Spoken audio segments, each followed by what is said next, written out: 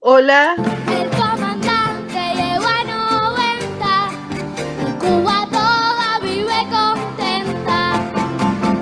Cuba, qué linda es Cuba, que la defiende, la quiere más. Qué linda es Cuba, Cuba, qué linda es Cuba, que la defiende, la quiere más. hola, ¿qué tal? Buenas tardes, buenas noches. O a la hora que sea que me estén viendo este programa, desde la radio Cordón Marga Marga de la provincia independiente y liderada del Marga Marga, estamos transmitiendo para presentar a este hermoso joven que está en pantalla. Este chico se llama Ernesto Teuma, él mismo. Él es profesor de teoría política de la Universidad de las Artes de Cuba. Además, es integrante del colectivo La Tiza. Entonces, a nosotros como Radio Cordón Marga Marga nos enorgullece tenerlo y vamos a tener una conversación muy amena porque los cubanos son siempre así, salseros, son buena onda. La canción que estábamos viendo es una canción que me trae recuerdo desde mi infancia, donde mis padres me contaban de la isla que había sido liberada, que había estado el Che, que había que Fidel era quien la llevaba y que la isla estaba en muy malas condiciones, pero gracias a estos barbudos la situación había cambiado. Que eso se llamaba socialismo.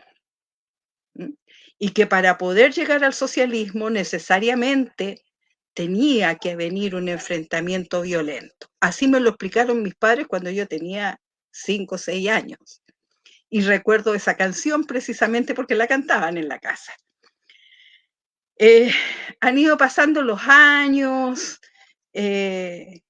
durante todo este periodo, la gente que se dice de izquierda sigue amando a Cuba, sigue teniendo la idea de una patria socialista donde se comparten las cosas, donde se vive y se respira una solidaridad, y de hecho la han demostrado.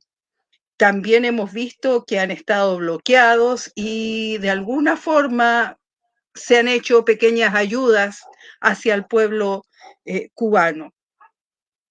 Pero lo que más se escucha es la posición de quienes tienen el poder en este país, y es la derecha.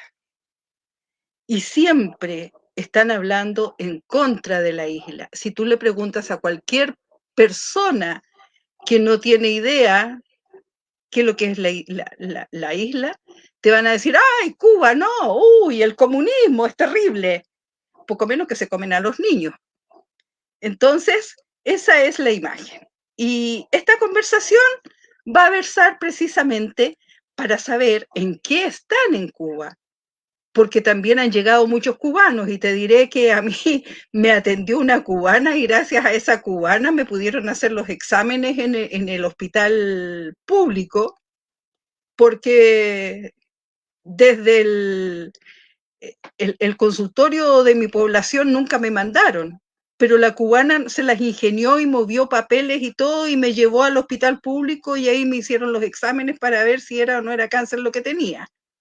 O sea, eh, la forma en que trabaja el cubano es comprometida con el ser entero. No se preocupan de un órgano, sino que se preocupan de todo ese ser. Entonces, eso se los ha dado precisamente todos estos años que han tenido ustedes. Y eso es lo que más o menos queremos que tú nos cuentes y nos expliques. Bueno, en primer lugar, nos gustaría que nos contaras qué es este la tiza. para saber quién eres. Sí, bueno, muchísimas gracias por la invitación. Realmente estoy muy agradecido de poder compartir una perspectiva de, no como representante de la juventud cubana, pero soy un joven cubano. Yo como nací en el año 95, tengo 27 años, así que a pesar de que la vida me ha maltratado mucho, todavía estoy bastante nuevo. Y sobre todo como parte de un colectivo de la revista digital en la que participo con otro conjunto de compañeros y compañeras, que es La Tiza. La Tiza es una revista digital que surge en febrero del 2017 y cuya vocación fundamental es colocar un punto de vista crítico y socialista en el espacio digital cubano, que ayude a pensar la coyuntura del poder revolucionario, de las fuerzas revolucionarias, no solamente en Cuba, sino en América Latina y en el mundo. Y en ese sentido teje redes de colaboradores y lectores a nivel nacional y continental que están preocupados por cuestiones de la recuperación de la memoria, de las luchas emancipatorias en el continente, los debates estratégicos contemporáneos y, por supuesto, análisis más informados, más teóricos.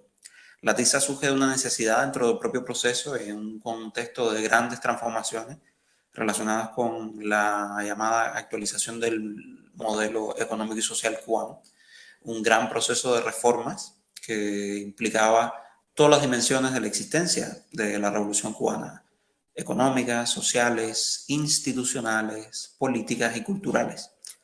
Sin embargo, un proceso como el cubano se ve sometido, como bien ustedes mencionaban, a un barraje incesante, a esa maquinaria de fango que es la gran concertación de fuerzas, no solo mediáticas, sino políticas, militares, económicas, que en su contra levanta cualquier proyecto que se proponga una alternativa al mundo tal y como existe hoy. Y, por supuesto, justo en una situación geográfica tan cercana con la de Estados Unidos, no puede más que levantar un gran enemigo como Estados Unidos a un proceso como el de la Revolución Cubana, en un diferendo que es histórico. Sin embargo, la respuesta a esa agresión mediática, política, militar, económica, estratégica, desde los medios de comunicación y sobre todo en el espacio digital, caía en una forma de lo que nosotros podemos denominar, siguiendo a Fernando Martínez Heredia, un gran intelectual revolucionario cubano, el defensismo revolucionario, o sea, en aras de defender el proceso, en aras de defenderse de la agresión de los poderosos enemigos contra los que se levanta una revolución, si es verdadera. La tendencia era a suprimir matices, diferencias y contextos de tensiones, complicaciones y contradicciones al interior del proceso a favor de una visión que resaltara, ¿no?, las bondades y las virtudes que por supuesto tienen y sostienen el tiempo. Entonces la crítica para nosotros es un valor central en el sentido no de hacer leña con todo y la palma, sino sobre todo distinguir, ¿no?, cuando se trata de un avance, cuando se trata de un retroceso, cómo reaccionar ante una coyuntura estratégica determinada y cómo pensar para el siglo XXI los destinos y futuros necesarios de la revolución, entendiéndonos como nos entendemos todos los integrantes de la TISA como militantes, ¿no?, incluso militantes orgánicos, o sea, en el sentido de que tenemos nuestra documentación al día respecto a eso. Entonces, la TISA lleva 6 años produciendo y contribuyendo a un debate muy necesario en América Latina, el Caribe y en Cuba en particular, a partir de un trabajo militante que es absolutamente voluntario. O sea, tanto por parte de sus editores, pues no hay un editor, funcionamos un consejo editorial, como el de sus colaboradores, que tampoco reciben ninguna contribución por ser parte de esta conversación y esta discusión. Y en ese sentido, si algo ha contribuido es a precisamente discusiones y esos debates estratégicos al interior del campo revolucionario cubano. Entonces, eso sería, digamos, la TISA, como una introducción más general. Nos puedes encontrar en la plataforma Medium, nuestro blog, en Telegram y en Facebook, que son las plataformas principales que ocupamos para difundir nuestros trabajos, y en la cual encontrarán nuevos elementos de los cuales voy a compartir con ustedes a continuación, a partir de las preguntas que ya desde el inicio me hacían. Bueno, buenas noches a todos, compañeras, compañeros, amigas, amigos, teleoyentes. Un honor, digamos, tener un compañero cubano acá para que nos explique parte de lo que es el proceso cubano. La pregunta que le hago, compañero, es la siguiente. ¿Cuál es el rol de la juventud en este momento? Porque nosotros todos sabemos de que las viejas generaciones o antiguas generaciones estuvieron muy imbuidas en lo que es, digamos, el proceso de la Revolución Cubana. O sea, Playa Girón y un montón, digamos, de situaciones en la cual se vio amenazado el sistema socialista cubano, estuvieron pronto, digamos, a defender el sistema. Pero no sé qué es lo que pasa ahora con las nuevas generaciones. Entonces me gustaría tú, como integrante de esas nuevas generaciones, porque tienes 27 años, o sea, no participaste del primer proceso de la revolución, nos pudieras explicar ya parte, digamos, de eso.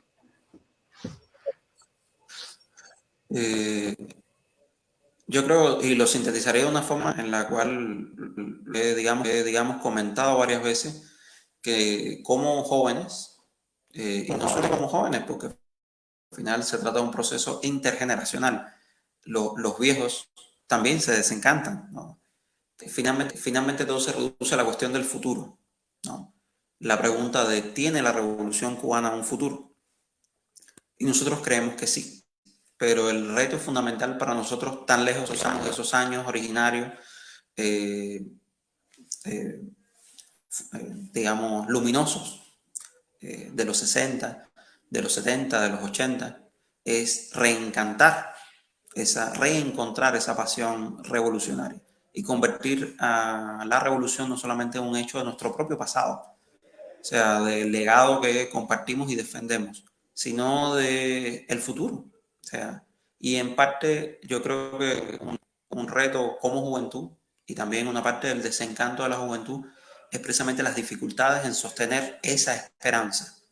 O sea, cómo pensar una sociedad que se ha transformado de una manera tan radical en los últimos 30 años.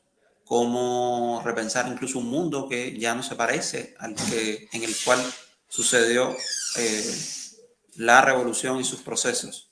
Cómo, digamos, distinguir en este nuevo contexto un camino para avanzar desde el punto de vista de la economía que debemos construir para ser un proyecto viable, o sea, una economía que responda a las necesidades básicas y cotidianas de la gente, cómo construir instituciones cada vez más democráticas, inclusivas y participativas desde una perspectiva socialista, y cómo reconstruir un liderazgo que debe lidiar con nuevos problemas que las generaciones más jóvenes ponen sobre la mesa.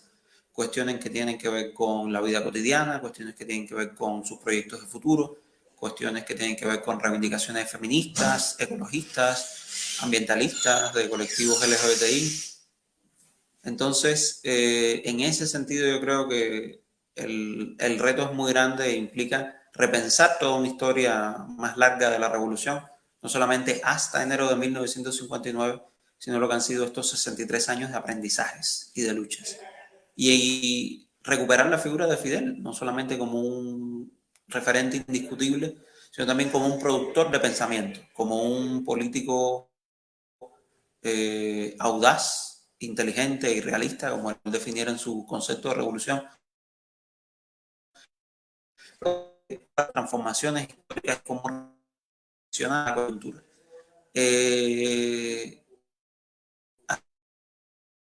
Hacer nuestra la revolución, no solamente pasivos, sino en los hacedores activos, los constructores de un poder revolucionario que pueda, en estas condiciones, en este siglo, llevar a cabo las transformaciones que necesita la sociedad cubana para continuar.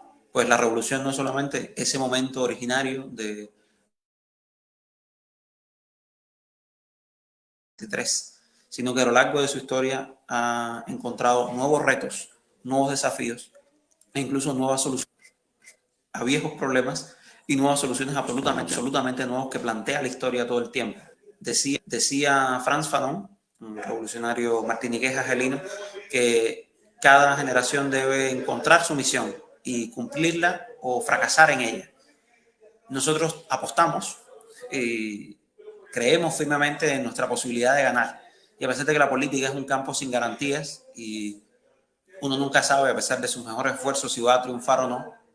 Pensamos que firmemente podemos ganar, ¿no? Pero no lo decimos como una fe, digamos, hasta cierto punto dogmática, sino como un proceso de pensamiento, de construcción colectiva, de crítica, de autonomía y sobre todo de fidelidad a un proyecto particular, que es el proyecto de liberación nacional y justicia social que la revolución hizo suyo desde el siglo XIX con José Martí hasta el siglo XX con Fidel y hacia las generaciones que en este siglo todavía sostienen una perspectiva por la revolución y por el socialismo y por la profundización revolucionaria de su democracia socialista.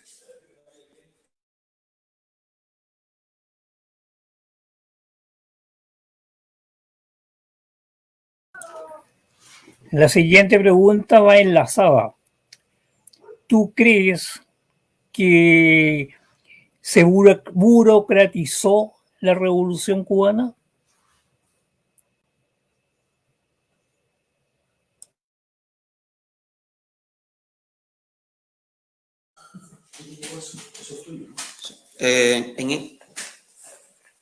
La burocratización estuvo... Disculpe un momento acá.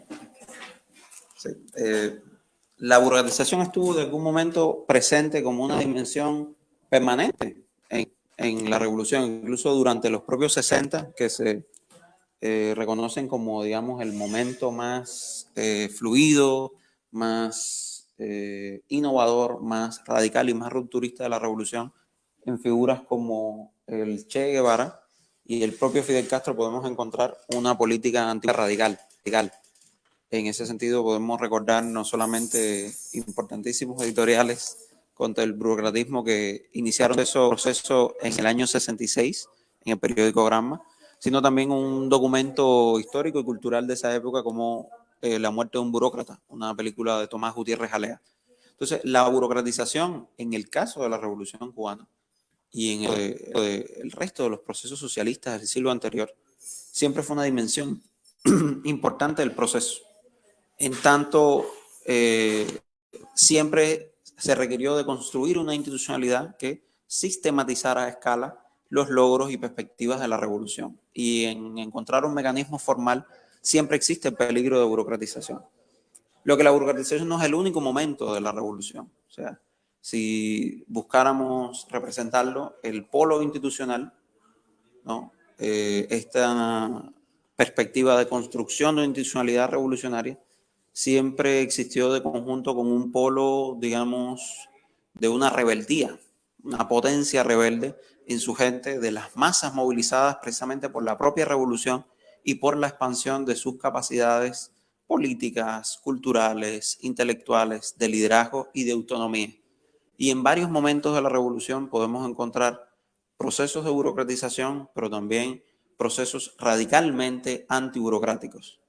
En ese sentido pienso en un proceso como el de la rectificación de errores y tendencias negativas en los 80, que buscaba precisamente rectificar de un modelo que había, en palabras del propio liderazgo, copiado demasiado de los países del socialismo realmente existente de Europa del Este, y había olvidado algunas dimensiones autónomas autóctonas de su propio proceso. O, por ejemplo, la perspectiva que durante los años 2000 en la batalla de ideas llevara a Fidel a crear grandes programas nacionales que hasta cierto punto existían como estructuras paralelas al Estado.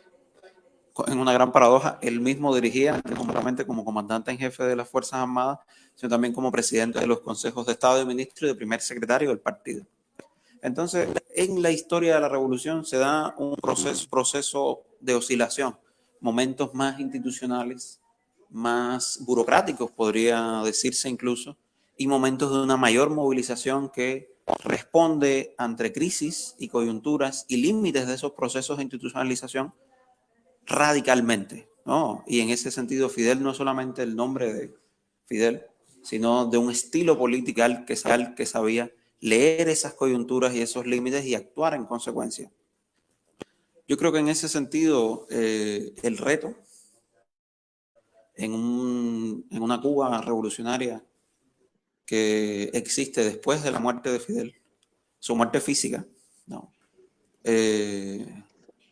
Es encontrar en él, ¿no? Sistematizar y sintetizar los elementos de ese estilo político revolucionario que lo caracterizaba, pues la presente y la institucionalidad que hemos ido está mostrando precisamente límites en el sentido no solo de burocratización, sino de cómo responde a las demandas de una sociedad que en los últimos no solo 30 años ni 10 años, sino que en la pospandemia se ha hecho hasta cierto punto imposible, ¿no? Cómo responder las cuestiones de liderazgo que se plantea un mundo distinto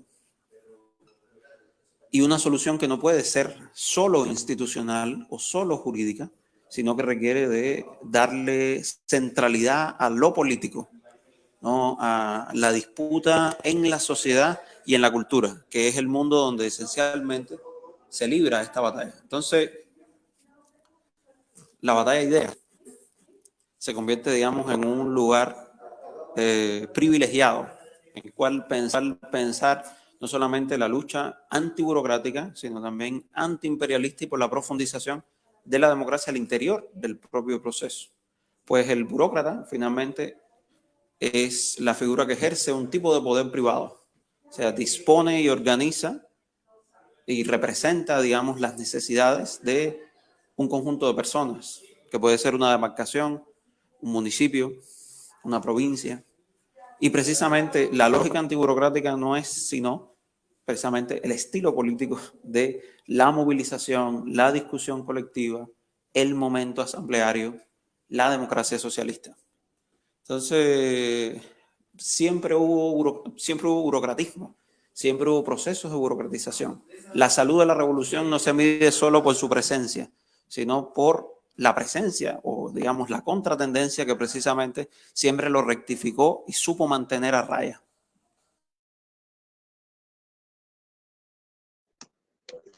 Ernesto, no se ve tu imagen, solamente se te escucha.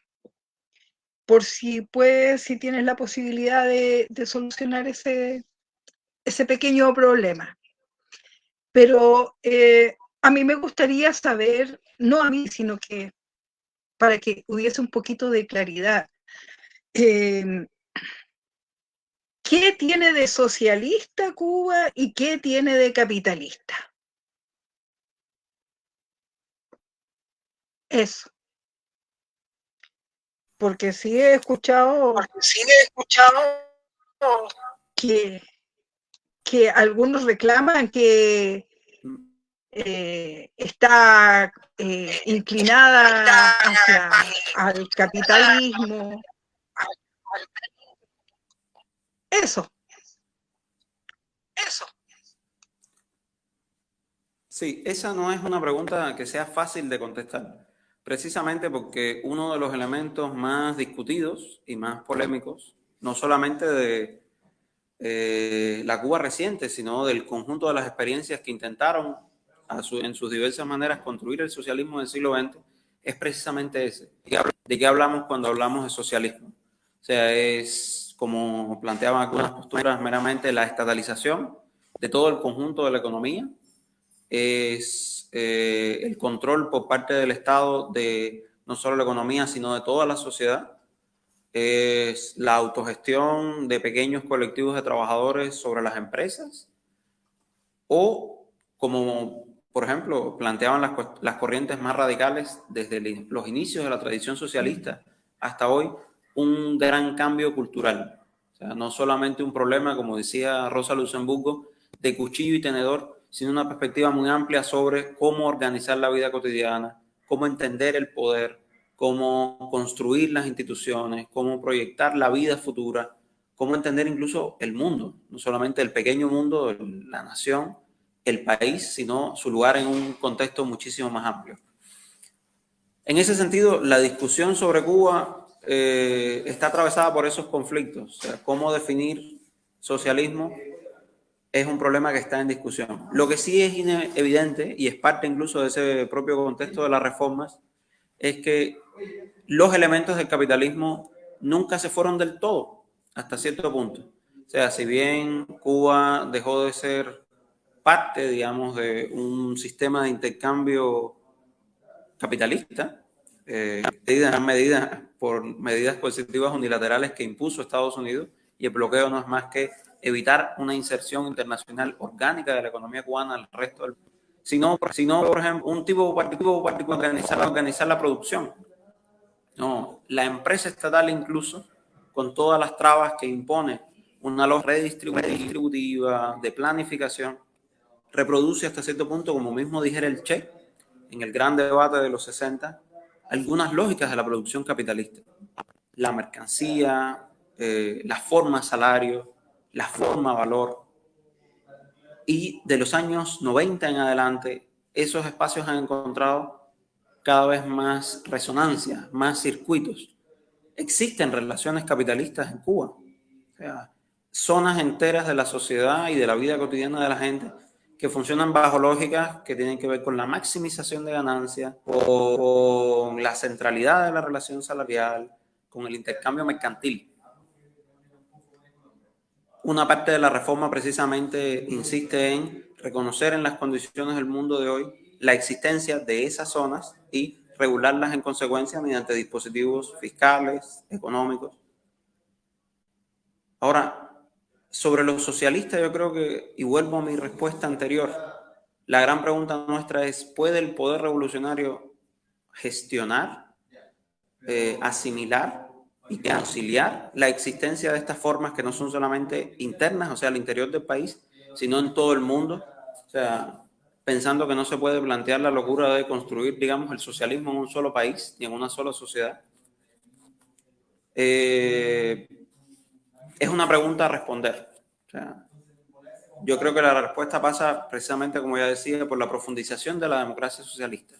O sea, el socialismo no es un conjunto de relaciones, sino la existencia de un poder revolucionario que solo tiene que ser y debe ser un poder fuerte para resistir los embates de una agresión constante y para poder llevar a cabo sus funciones, pero que no puede ser solo un poder cuyo único fin es sostenerse a sí mismo, ni el poder de un grupo en particular, sino que es revolucionario en cuanto a los fines que defiende, la liberación nacional, la justicia social, un poder que solo es revolucionario en cuanto a una amplia y masiva participación de la gente en su construcción, en la determinación, digamos, de sus objetivos, las formas en las que se construye, y un poder que hasta cierto punto prefigure en un mundo profundamente desigual como es el mundo de hoy, digamos, el mundo del futuro, ¿no? Yo creo que en Cuba hay también una dimensión que pocas veces se visibiliza, y es el testimonio no solamente de una cultura muy estatal, hasta cierto punto burocratizada, de formas de un socialismo de Estado, sino una cultura de solidaridad que se ejerce no solamente fuera, de muchas maneras, sino que sobrevive al interior del propio país, ¿no? Y que también se ve en riesgo por la existencia y proliferación de estas formas de relacionamiento típicas del capitalismo, pero que se convierte en el activo, digamos, estratégico más importante para el relanzamiento del proyecto socialista para este siglo. O sea, gente común, hombres y mujeres y otras identidades de género no binarias, que se reconocen a sí mismos como parte de una comunidad, que colocan la dignidad humana y la solidaridad como valores centrales en su autopercepción y en la manera en la que viven la vida, que no toleran la humillación, que no toleran la explotación, que no toleran la discriminación, y que incluso en el cubano más derechizado, más conservador y más reaccionario, puedes encontrar destellos de una activa de la vida que es muy diferente a la de un conservador reaccionario de derechas de cualquier otro lugar del mundo. Un sustrato, digamos, profundo, que no es natural, sino que es el producto de, efectivamente, vivir una forma de vida diferente durante 63 años, de intentar construir precisamente otro tipo de sociedad. Claro, eso no es un activo que sea permanente ni que sea eterno, y que se puede ver diluido por la existencia de todas estas relaciones capitalistas, tal y como existen hoy dentro del sector privado y hasta cierto punto dentro del sector estatal. Pero la política no va de cosas que estén predeterminadas, ni de que estén fijadas ya, sino precisamente de la disputa. O sea, como diría Lenin incluso a principios del siglo XX, se trata de quién vencerá a quién, ¿no? Yo apuesto por nosotros, por supuesto. Gracias por tu respuesta. Nosotros como Cordón Marga Marga pertenecemos también a un colectivo que se llama 31 de julio y somos miembros activos de la Red por la Democracia y el Poder Popular. Entonces, nos gustaría preguntarte precisamente acerca del poder popular. ¿Existe poder popular en la isla? Si es así, ¿cómo funciona? Eso. Bueno, la estructura de las instituciones estatales en Cuba es bastante compleja y sería también muy complicado darlas ahora. Todo existiendo muchísimo material referido a, digamos, cómo se eligen los representantes, y que yo aconsejo buscar en algunas páginas, digamos, de la Asamblea Nacional del Poder Popular, del Consejo Electoral Nacional, para enterarse, digamos, de los detalles. Para mí, el poder popular en Cuba existe en al menos 5 dimensiones que me parecen importantes. Estructuras al interior del Estado, o sea, como efectivamente una forma asamblearia, una forma de la política que está incrustada en el funcionamiento del poder en Cuba, o sea, de la manera en la que se piensa y se manejan las decisiones importantes, el consenso, la Asamblea Nacional del Poder Popular, las asambleas municipales, los delegados, los consejos populares. Y esa es una experiencia que debe ser sistematizada más a menudo. O sea, la presencia, digamos, de la gente en la forma de las decisiones con respecto a las políticas. Pero el poder popular también existe en otra dimensión que a mí me parece importante y que ya mencionaba, que es como forma de acción colectiva. O sea, la forma en la que un conjunto determinado de cubanos decide resolver una cuestión suele pasar por alguna forma de deliberación colectiva y asamblea. Se trate, digamos, de un conjunto de niños o adolescentes que tratan una cuestión al interior de su escuela o de su comunidad. Se trata de un colectivo de trabajadores en Cuba, o como vi en un video recientemente de un empresario cubano en Miami, de un conjunto de trabajadores que de repente le plantean una reivindicación salarial o de beneficios, y que aprendieron esa forma de acción colectiva no precisamente ahí, sino de su experiencia anterior. Otra dimensión que a mí me parece importante tiene que ver con que el poder popular es imposible si no es también una relación social. O sea, si no hay un conjunto de relaciones, de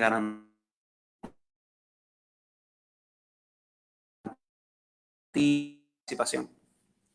Y en ese sentido es un terreno también más en disputa, pues sin esa relación social, ni como forma de acción colectiva, ni como estructura de Estado, puede prevalecer.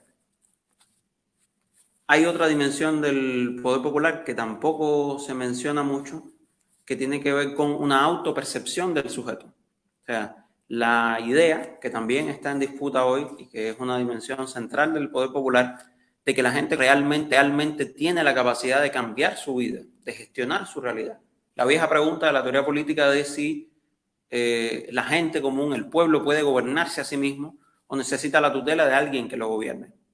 Y para eso no necesita en principio estar convencido, si de poder popular se trata, de que la gente efectivamente puede gestionar su vida en común, puede tomar decisiones aceptadas, sabias, racionales, y puede ejercer ese tipo de poder para formación.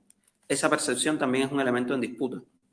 Y de hecho yo creo que desde el punto de vista mediático, ideológico y cultural es un aspecto no solamente que se agrede mucho, sino que se trabaja poco, el poder popular como autodeterminación.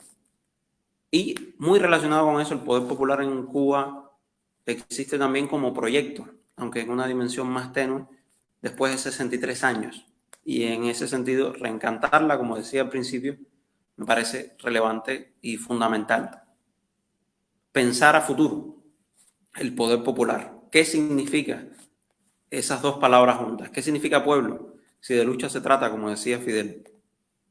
¿Cómo avanzar en construir instituciones que superen los sesgos centralistas, de concentración de recursos, finanzas, poder, decisiones, formación de los momentos ejecutivos que son necesarios en contextos de crisis, también pueden ser otros contextos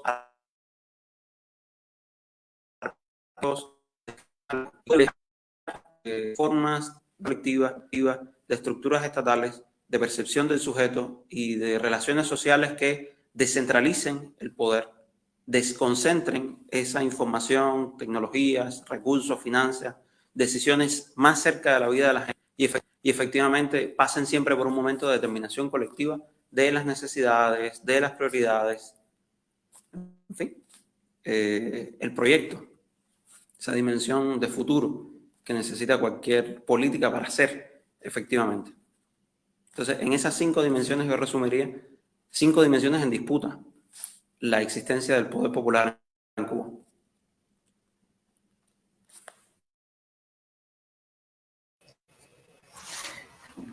Muy buena tu respuesta con respecto a lo que es el poder popular, porque aquí en Chile todavía no nos podemos de acuerdo, digamos, con relación al concepto de poder popular, porque tenemos distintas visiones con respecto, digamos, a ese concepto.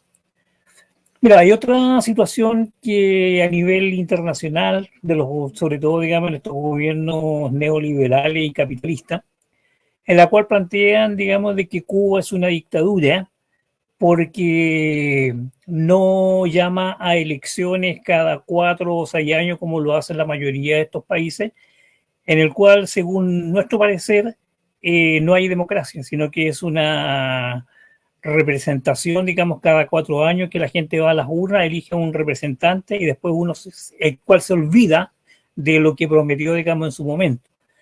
La pregunta es la siguiente: ¿cómo funciona el sistema en Cuba, el sistema democrático en Cuba? Porque yo sé que realmente, por lo que me han contado, digamos, algunas personas que han ido a Cuba, realmente funciona un sistema democrático que es distinto al nuestro, pero me parece que es mucho más efectivo. ¿Tú nos podrías explicar algo respecto a eso? Sí, por supuesto. Teniendo un problema en la casa, en lo que lo voy resolviendo, puedo ir respondiendo preguntas sin ningún problema. Yo creo que la discusión sobre la democracia que se colocara sobre todo para América a fin 80 y principios 90 sufre también de la gran época de derrotas en las que nos desenvolvemos, derrotas que tienen que ver con el triunfo de un proyecto cultural, económico y político reaccionario que es el neoliberalismo a nuestros países, pero para el mundo en general, un vaciamiento de sentido de la democracia, reduciéndola a un conjunto de procedimientos, un conjunto de técnicas para elegir a los representantes. Las anteriores de discusión de democracia tienen que ver con dimensiones económicas, dimensiones culturales y dimensiones sociales, han sido borradas del mapa y tal pareciera que democracia es simplemente la existencia de una oferta, porque incluso se piensa en esos términos de consumo, la oferta electoral sobre la cual los consumidores votan, eligen a cada un número de tamaños sobre cuestiones. Yo creo que sin idealizar en ningún sentido, la experiencia cubana en particular ha intentado formas institucionales que contesten hasta cierto punto ese modelo de ver la democracia y en el nivel más bajo, o sea, más cercano a la gente, el proceso de nominación y elección de sus representantes presenta rasgos ultrademocráticos. Los delegados de circunscripción, que representan una pequeña demarcación, son nominados y elegidos por sus vecinos y constituyen órganos representativos a nivel de Consejo Popular, o sea, una pequeña demarcación menor que y a nivel de la Asamblea Municipal del Poder Popular. En ese sentido, también están presentes en las estructuras más superiores del Estado, la Asamblea Nacional del Poder Popular y algunos otros cuerpos legislativos de distinto tipo, que también tienen muchísimo que ver con la manera en la que se construyen una parte importante de las legislaciones relevantes en Cuba, mediante amplias consultas populares en organizaciones sociales y de masas que, por ejemplo, como en el caso de la Constitución o el Código de Familia, o anteriormente los lineamientos y algunos elementos de la reforma fueron ampliamente discutidos y debatidos, lo cual llevó a cabo un proceso de reformulación de algunos de sus artículos e incluso a añadir temas absolutamente nuevos. Es imperfecto en el sentido de que todavía esa misma institucionalización, como decía anteriormente, presenta rasgos burocráticos y procesos de burocratización que siempre son contestados por un tipo particular de movilizadora y que es un reto pensar cómo realizarlos hoy. Se enfrenta a un reforzamiento del poder ejecutivo que la pandemia, pero sobre todo el diseño de la Constitución del 2019, de algún modo presenta una contradicción entre esos dos momentos, este momento ultrademocrático a nivel local y sin embargo un tipo de decisión sobre los recursos que se manejan que está fuera de esas instancias asamblearias y más cerca de formas de poder ejecutivo como los consejos de administración municipal o los gobernadores provinciales, ilustrando un conflicto que no es fatal y que es simplemente parte del diseño, pero que se plantea como un desafío al ser relativamente nuevo en su contribución. La discusión sobre el poder popular en Cuba pasa por ese intento autóctono de generar instituciones más inclusivas, más democráticas, más participativas, y ya los fracasos, de límites de esas experiencias en particular, lo cual no las invalida, sino todo lo contrario. Como aprendizaje nos lleva a pensar las maneras de perfeccionarlas, profundizarlas, establecer marcos y reglas cada vez más claras para la participación, para la manifestación del disenso, el conflicto y la diferencia en los marcos de una sociedad en revolución llena de conflictos a nivel de la sociedad y la cultura. La democracia liberal no se plantea a sí misma ninguna de estos problemas, ni se piensa a sí misma en ninguna de estas dimensiones. Y al contrario, es efectivamente ante cualquier tentativa y oportunidad de construir un proceso muchísimo más democrático. Nuestra perspectiva es precisamente todo lo contrario, profundizar y expandir la democracia en todas sus dimensiones.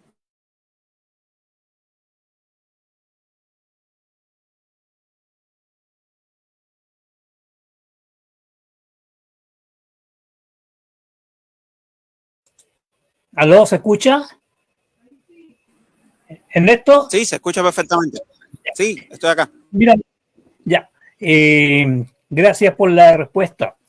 Fue bastante aclaradora para poder, digamos, decirle o discutirle a aquellas personas que plantean de que en Cuba hay una dictadura, digamos, y que solamente por el hecho porque no hay una democracia como la que tenemos nosotros, que para mí, digamos, no es democracia, sino que es una imposición que hacen los partidos políticos, ya, con respecto a ciertos personeros. Mira, la siguiente pregunta es la siguiente. Cuba tiene una serie de garantías que lamentablemente este sistema nuestro neoliberal no las tiene. Primero, digamos, educación gratuita y de calidad. Nadie puede negar, digamos, de que una de las mejores educaciones latinoamericanas precisamente está en Cuba. Salud gratis, un sistema, digamos, de salud que exporta médicos al mundo. Me parece que la vivienda está asegurada constitucionalmente, lo mismo que el trabajo. Entonces la pregunta es la siguiente. En un futuro cercano o lejano, si se llegaran a quitar estas garantías, ¿ya? ¿Podría soportarlo el pueblo cubano?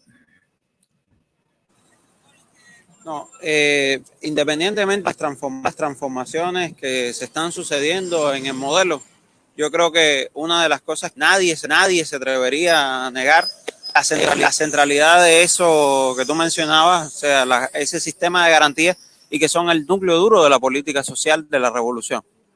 Coartación en ese sentido pone en riesgo la legitimidad del conjunto del sistema político cubano.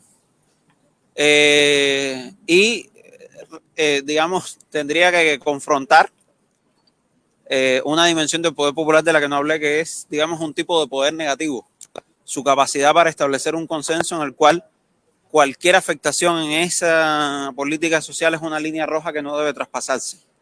Claro, esto tampoco es ajeno a la disputa política e ideológica en el cual elementos de la cultura neoliberal plantean en la discusión contra Cuba, que su educación debe ser privatizada, su salud debe ser privatizada, para ser más eficiente y precisamente combatir esas tendencias en el pensamiento y en la propuesta de políticas públicas es parte de la labor de los revolucionarios y los comunistas cubanos. Pero evidentemente, como dices, incluso yo diría que para el cubano más reaccionario, ese conjunto particular de elementos es parte de su vida cotidiana y de las cosas que tiene por garantizadas. Y de hecho, un elemento que dificulta el trabajo con la juventud es que ya no basta con decir que todas esas garantías existen y que son, en cierto sentido, los distinguen del resto del mundo, porque las toman como sus puntos de partida y sus elementos de base. O sea, y son logros inmensos, históricos, que contrastados con el resto de América Latina, en lo material, en lo jurídico y en lo legal, resaltan por su presencia, pero también por este sentido cultural de acumulados que te mencionaba antes. Ahí también está el reto de reencantar y expandir y profundizar no solamente esas conquistas, sino ir a la ofensiva. Pero, como bien dices, yo creo que sería difícil pensar la existencia, por ejemplo, de la revolución sin ese núcleo duro de política social y sin la manera en la que la gente los coloca en el centro de su propia experiencia y de su propia vida, independientemente de si se consideren revolucionarios o no. O sea, la manera en la que se han hecho patrimonio de un segmento tan amplio de la población que, incluso para aquellos que no se ven a sí mismos como parte del proceso, son centrales. Otra pregunta, compañero. ¿Cómo ves tú el futuro de la revolución en Cuba? Bueno, esa es una pregunta que ojalá la respuesta guardada en una gaveta. Que es difícil cumplir el rol de y mucha gente que lo intenta termina siendo charlatán. Entonces, evitando ese riesgo en particular, yo diría que, y solo me atrevo que depende enteramente de nosotros mismos. O sea, de hasta dónde estemos dispuestos a llegar, responder a las necesidades y reuniones de estos nuevos tiempos, hasta donde llegue nuestra disposición de luchar, sociedad donde se profundicen todos estos aspectos de la democracia socialista, plantear un proyecto alternativo al del status quo del capitalismo, no solamente neoliberal, sino del capitalismo a secas. Está en nosotros mismos, ¿no? Y en quién vencerá en esta disputa de sentidos, en esta batalla de ideas. Yo no me atrevo a decir más, ¿no? Solo sé dónde se va a librar el combate, en la cultura.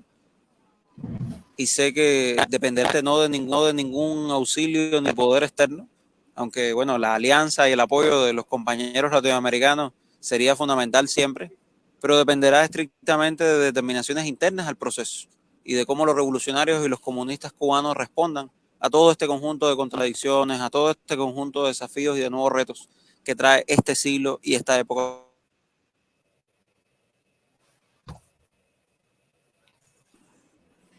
Ellos van a ganar, pero bueno, esa es simplemente una fe en la victoria que se basa en un realismo descarnado sobre nuestras propias potencialidades y posibilidades.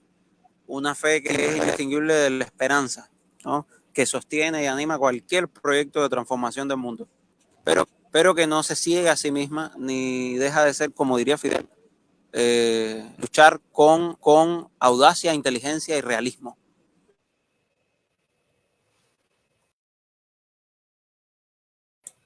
Compañero Ernesto, lamentablemente el tiempo es un elemento que, por lo menos los que trabajamos en esta emisora o estamos en esta emisora, siempre tenemos ese mayor problema. Pero no quiero despedir el programa sin antes hacerle la siguiente consulta. ¿En qué podemos contribuir los revolucionarios de Chile y de América, porque este programa también es escuchado en otras partes, ya, a las necesidades actuales de Cuba? Porque por lo menos acá yo he visto varias campañas con respecto, digamos, a medicamentos y cosas por el estilo, pero lamentablemente de repente nosotros no creemos mucho en esas campañas porque no sabemos fehacientemente si eso llega o no llega a la isla. Entonces la pregunta esa es la pregunta que te quiero hacer. ¿En qué podemos contribuir los revolucionarios del mundo hacia la Cuba de este momento? Bueno, yo en primer lugar quisiera agradecer el trabajo de todos los compañeros y compañeras que en Chile y en el resto trabajan activamente y hacen de la en Cuba una militar activa y constante. Pues en un contexto como el cubano, y sobre todo con la que experimentamos ahora, donde escasean alimentos, combustibles, médicos especiales, cualquier ayuda, por pequeña que sea, hace una gran diferencia. Yo creo que esa es una dimensión imprescindible, cualquier apoyo con Cuba. Pero también en ese sentido yo creo que es importante visibilizar la realidad de Cuba frente a esa amplia campaña de desinformación que siempre se realiza en contra de ella, y no temer a discutir cuestiones complejas sobre Cuba también, y entender que es ni un paraíso ni un infierno, sino un país con una historia, con contradicciones, un país que lucha, un país que se enfrenta a inmensos desafíos, un país que es por hombres y mujeres que también a veces pueden cometer errores, pero que persisten en la búsqueda de soluciones. Entonces, la realidad cubana, difundir la realidad cubana, pensarla, conversarla, discutirla, y otra dimensión muy importante de eso, enfrentar por todos los medios posibles y romper ese cerco que hace que Cuba se enfrente a una de las potencias más grandes de la historia moderna. O sea, denunciar ese freno inmenso que impone al desarrollo y a la experimentación de la democracia socialista, el bloqueo no contra Cuba, denunciar las campañas sucias que, por ejemplo, incluyen a Cuba en la isla, Cuba en la lista de países patrocinadores del terrorismo. O sea, y yo creo que también luchar porque en sus propios países gane siempre las fuerzas más progresistas, más revolucionarias y más cercanas a ideales que compartimos todos: el antiimperialismo, la integración americana, la liberación nacional y la justicia social. Una Cuba en soledad no podría haber sido nunca o puede resistir solo en parte estos grandes poderes dominantes dentro y fuera del ámbito social y nacional. Es con esa solidaridad, pero también con esa cercanía, esa profundidad y esa disposición de miles y centenares de miles y hasta millones de compañeros y compañeras en todo el mundo que la revolución sostiene. Yo sobre todo quisiera agradecer, o sea, de apuntar todo eso, agradecer realmente todo ese trabajo. Ernesto, ¿me escuchas? ¿Me escuchas? Ernesto, antes de despedirme, yo quiero hacerte una pregunta que para mí en lo personal es muy importante. ¿Qué simboliza para ti Ernesto Che Guevara? ¿Y qué opinas del guevarismo en Latinoamérica? Bueno, quizás lo notaron o quizás se lo imaginaban, pero mi nombre viene de ahí. Y eso es lo primero que siempre debo decir, ¿no? Que mi padre y mi madre decidieron nombrar a su primogénito, que naciera en un año como 1995, Ernesto, precisamente pensando en la figura del Che. Y que uno de los cotidianos en mi casa, en el padre, era precisamente 2 fotografías reveladas del Che, donde se le veía en una postura a la vez sonriente y pensativa, tanto en aquellos años donde se enfrentaba también a desafíos y conflictos inmensos por un proyecto específico de transición al socialismo, en una crítica radical contra lo que él llamaría los dogmas revolucionarios, pero también en una lucha encarnizada contra las oligarquías, no solamente de este continente, sino del mundo. Para mí el Che representa, junto a Fidel, el intento más cabal y radical de repensar y resituar la tradición del pensamiento emancipatorio para su siglo y para sobre nuevas coordenadas. Pensarnos a nosotros mismos, no con ropajes ajenos, sino desde nuestras propias perspectivas. Sin pensar en ningún momento, porque yo no creo que él no lo haya pensado nunca, que él tenía ninguna respuesta definitiva. Yo creo que para mí el Che significa sobre todo la posibilidad precisamente de situar la crítica en el centro, cualquier dogmatismo, ¿no? Y sobre todo contra cualquier opresión, porque no solamente luchamos contra la pobreza, diría, sino también con la enajenación, cosa que para es central. Y yo creo que se definir el guevarismo, porque hay muchos guevarismos, ¿no? Pero yo repetiría a Fernando Martínez decía que él era cheísta, en el sentido de ser gente fiel al proyecto de acción política, o sea, que el Che representaba.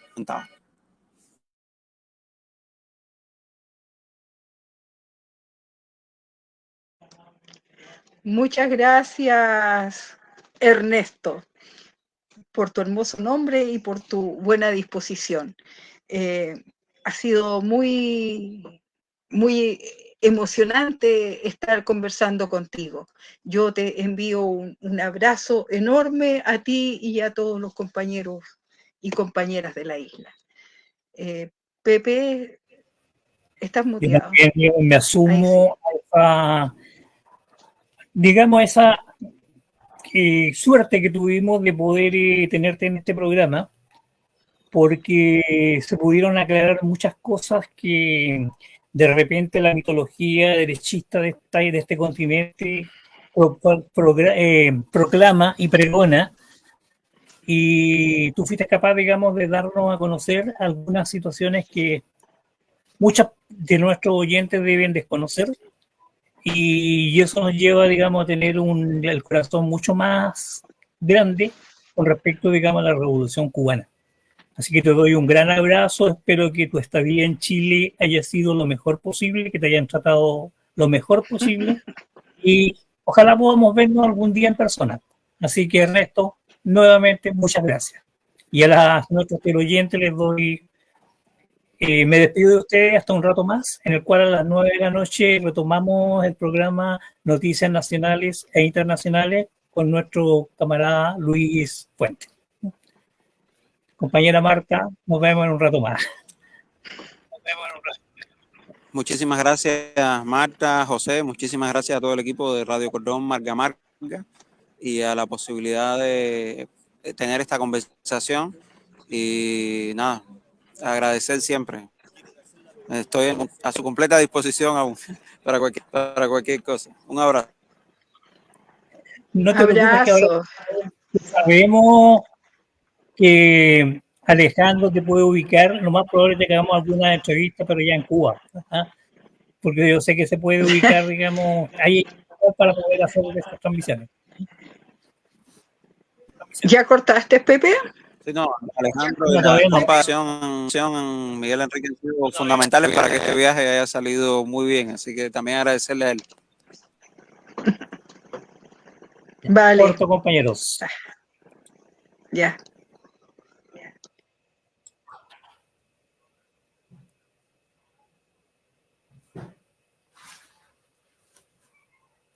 Ya.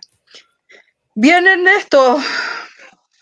Yo creo que a lo mejor nos vemos en uno de estos días. ¿Hasta cuándo te quedas?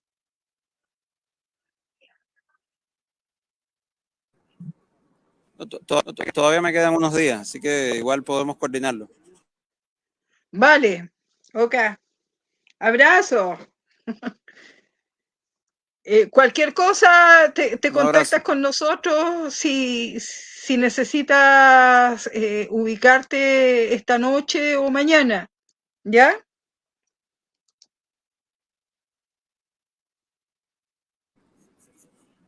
No, todo está cubierto, pero muchísimas gracias de todos modos. Agradecido a ti, Vale. Marta, y a José por lamentablemente tirarme ya yo también por acá. Así que Vale, nada, les dejo Vale. Ya, que te traten bien allá entonces. Chao, chao. Hasta luego.